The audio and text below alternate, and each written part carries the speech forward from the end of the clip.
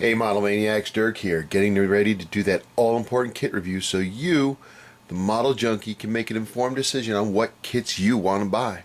Today, we're going to be looking at this old kit. This is an MPC Messerschmitt ME 262 from early 90s, I believe. There's no information on the box or the paperwork, but I believe, looking at another kit that I found, it's from 1992. So, let's take a look at this. Alright, this kit comes in a box that's 10.5 by 6.5 and then only 1 inch thick. There's not much to it when it comes to the box art and packaging. You've got a picture, a painting, not the actual model, of what you're going to be building here, and this is going to be the 262A1 AU4, whatever. But basically, it's a Messerschmitt, a jet-powered World War II fighter with a big-ass gun on the front of it, right here. More power. It's awesome. And really, that's it. It's got no real information on the side of the box. It does say limited edition on the bottom here. Limited edition. What that means, don't know. Maybe bigger prices on eBay. Don't know. But let's open the box and see what's inside. Okay, to start with, the kit comes with 4 sprues of plastic parts, which plastic parts total up to about 56 parts, from the body to little control panels and surfaces and stuff like that. Let's break this down and we'll take a look at them. Sprue number 1 here. Okay, the sprues are actually labeled nicely with big number 1 here. And this is the wing surfaces. This is the top and the bottom wing surfaces. The panel lines are raised, which is kind of disappointing, but you know, kind of normal for these kits.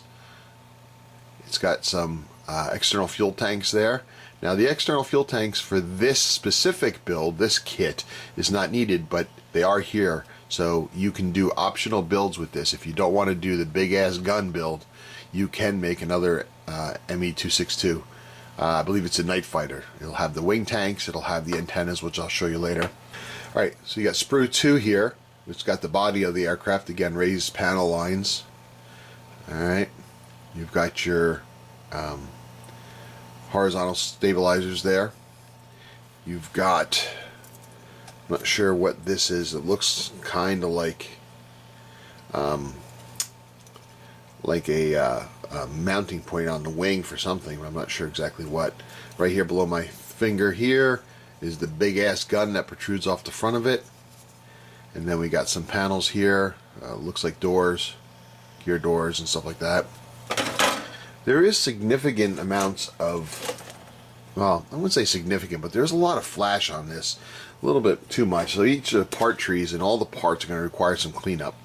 Here's number 3. You can see the bottom of the wings, the underbelly, the fuselage there.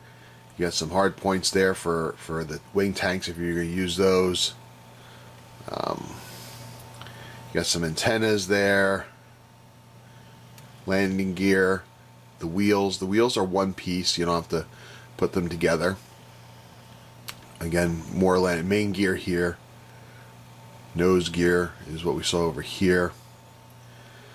All the wheels, because it's got a tricycle landing gear stance. Okay, and you've got 2 seats. Now I'm not sure the big Cannon version of this actually had 2 pilots in it, but I know the night fighter did. But there's your 2 seats for the cockpit. And on the last sprue, again, very small parts here, antennas and sticks and stuff like that. Alright, these cone-shaped pieces are for the back of the, or for the engines. There's your night fighter antennas that you don't really use for the big gun build, but you, again, different options. So that's cool. You can build 2 different birds if you want. There's your engine nacelles.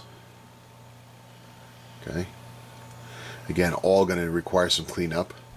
And then there's your landing gear doors, the main gear doors. Okay. If you do them open, be careful what's going to be seen, because you can see you got big ejector point marks on the inside of the landing gear doors. So you might want to clean those up before you leave them open, if you decide to. All right, and that's the sprue parts.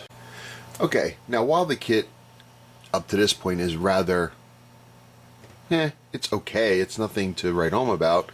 It is vintage and all that stuff, so it's all right, cool. But it also comes with 3 sprues of Photo-etch, so you can replace, upgrade some of the parts on the model itself. Like you can see here. Remember I was talking before about the sprues with the ejector points on the gear doors. Well, here, there you go, with the glare of the light, you can see you can replace those with these nice, nicely detailed sprue parts. There's all kinds of parts in here which I can't identify off the top of my head. I mean, I see a lot of the gear doors are here, the instrument panels here. I'm going to assume these are for the circles there are for the engines. I'm not really sure, and I'll explain to you why I'm not really sure about it. This, I believe, is the detail behind the cockpit. You know, but it gives you some cool options if you want to go down that road. I said 3 sprues. I think this big box here by my thumb is like a radio for the night fighter. You've got the interiors here for the landing gear bays, so you can see the structure, the supports inside the landing gear bay. It's pretty cool. I believe this stuff here by my thumb here is the control surfaces for the cockpit that you can improve. A lot of fiddly little bits in here. We got another small little sprue here. Looks like panels and such. Maybe the scissors for the landing gear here. Okay. Good thing is, if you don't want to use these, you don't have to, but of course they're there if you so choose. Another neat thing is it gives you a little piece of Lexan for the instrument panel. Okay, just a little piece of clear plastic, and it's got the printout of the instrument panel on it. And also, if you want to go down that road, well, actually you have no choice with this one, because the only piece you got is a vacuum formed canopy.